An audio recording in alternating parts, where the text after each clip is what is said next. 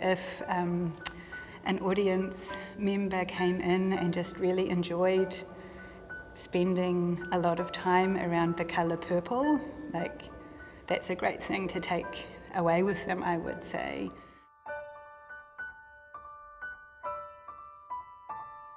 Hi, my name's Ruth Buchanan. I'm an artist from Aotearoa, New Zealand, and I live in Berlin. The first impulse that I took away from the opportunity to engage with Kunstmuseum Basel Gegenwart really was coming down to the site and seeing the building located. It's right on the Rhine and there's water running through it, so it's totally alive. And for me, the image of the museum as an engine really captured the spirit I wanted to bring to the show.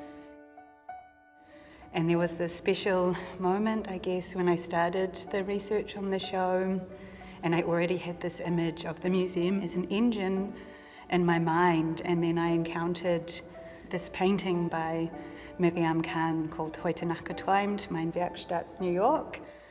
And this painting was so profoundly compelling, it's such an energetic painting, and it's sort of,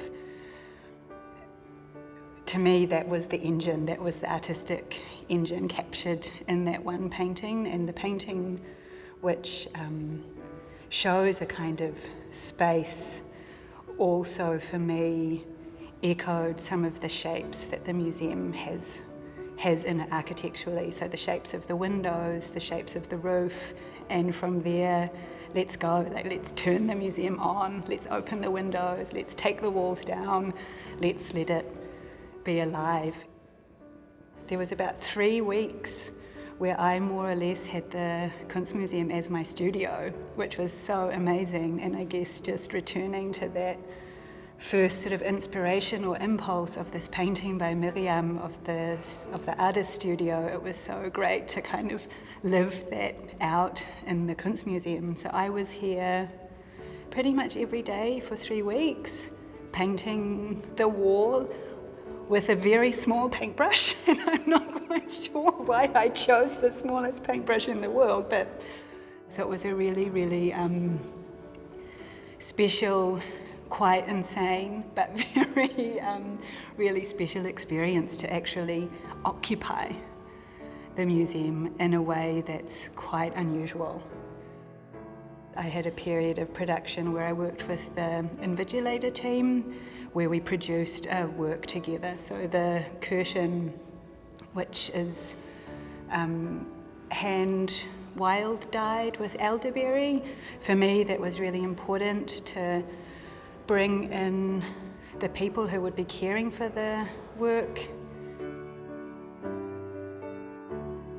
The exhibition works on many layers, and certainly the layer of somatic experience or physical experience is really important. So it should feel empowering, I would say, that you feel emboldened to think differently about colour, to think differently about how your body moves in relation to an artwork or in relation to another audience member. It should feel empowering about how you recognise your own capacity to shape these institutions, because we're all part of what it is that they are. And the use of the questions, which are very open questions, is an invitation. It's a real invitation. It's not rhetorical, for the audience to think, how am I part of this story? Do I want to be? Why don't I want to be? What would the museum, or any institution for that matter, need to do differently so I would feel more included, I guess, is the thing.